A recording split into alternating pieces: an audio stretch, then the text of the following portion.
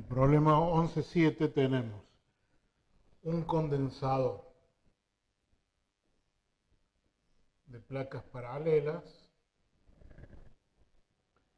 lleno de aire con una capacidad de 50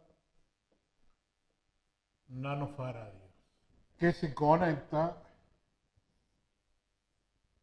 a una batería de 45 volts. Esta es la situación inicial.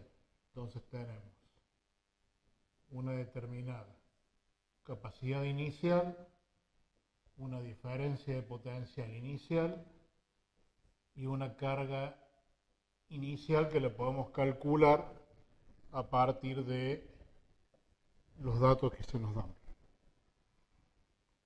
Cuando el aire se reemplaza por un dieléctrico, cuando el aire, entonces tenemos acá el capacitor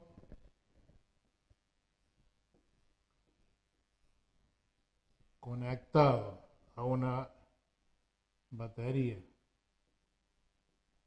de 45 volts, nos dicen que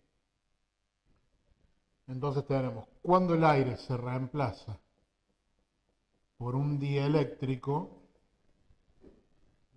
o sea que ya de por sí tenemos un nuevo valor de capacidad. Tenemos una capacidad C sub 1. Cuando el aire se reemplaza por un dieléctrico, sobre el condensador fluye una carga de 3 por 10 a la 8 coulomb. Tenemos un nuevo valor de carga. Nos pregunta cuál es el valor de la constante dieléctrica. Bien, comparando ambas situaciones, acá podemos decir que tenemos una diferencia de potencial 1. Comparando ambas situaciones vemos que la magnitud que se conserva es la diferencia de potencial. O sea, la diferencia de potencial en la situación 1 es igual a la diferencia de potencial en la situación inicial. ¿Por qué? Porque la fuente sigue conectada. Al cambiar la capacidad y mantenerse constante la diferencia de potencial, inevitablemente debe cambiar la carga. Entonces, lo que tendríamos que averiguar es cuál es la nueva capacidad cuando se ha introducido el dieléctrico. ¿Por qué? Porque nosotros sabemos que cuando introducimos un dieléctrico, la capacidad le podemos escribir como la capacidad psi en el dieléctrico multiplicado por la constante dieléctrica. Esto es lo que estamos buscando. Este valor lo conocemos, por lo tanto, lo primero que debemos averiguar es esto. Ahora, esta capacidad 1 la podemos escribir como Q1 sobre B1. ¿En dónde? B1 son los 45 volts. Y el valor de Q1, o sea, la carga en la segunda situación,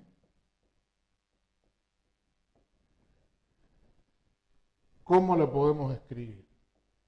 El problema nos dice que cuando se cambia la capacidad insertándose el dieléctrico, sobre el capacitor fluye una carga. O sea que esta carga Q1 la podemos escribir como la carga Q0 más la carga que fluye.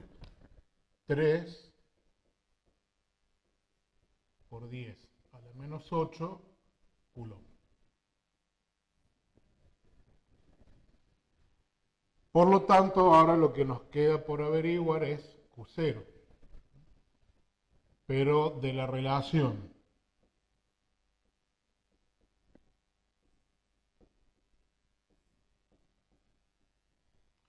de esta relación obtenemos que Q0 es igual a C sub 0 por la diferencia de potencial en la situación inicial.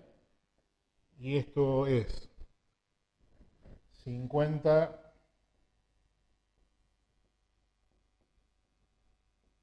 por 10 a la menos 9 faradio por los 45 volts. Lo cual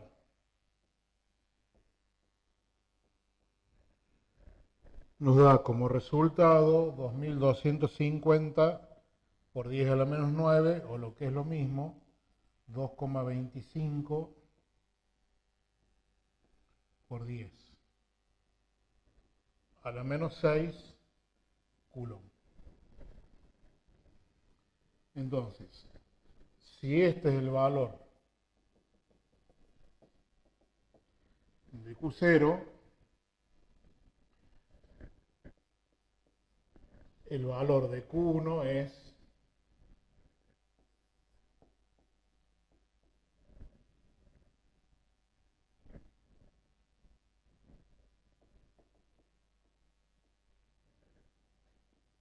el valor de Q1 es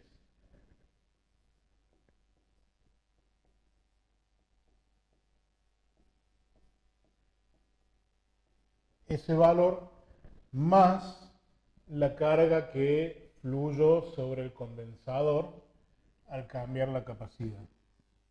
3 por 10 a la menos 8 coulomb.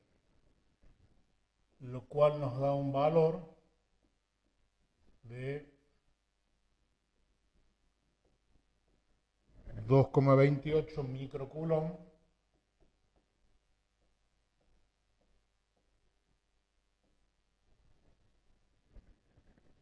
es la carga que queda almacenada en el capacitor cuando se introduce el dieléctrico.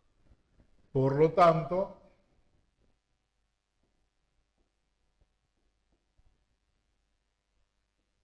el nuevo valor de capacidad va a ser este 2,28 por 10 a la menos 6 coulomb sobre los 45 voltios que provee la batería a la cual está conectado el capacitor. Lo cual nos da un valor de capacidad, una vez introducido el dieléctrico, de 50,67 nanofaradios. Por lo tanto, si al introducir el dieléctrico la capacidad aumenta del valor C sub 0 al valor C sub 1, el valor de la constante dieléctrica lo podemos calcular de esa relación. C sub 1 sobre C sub 0, siendo C sub 1 los 50,67 nanofaradios y C sub 0 los 50 nanofaradios, que era la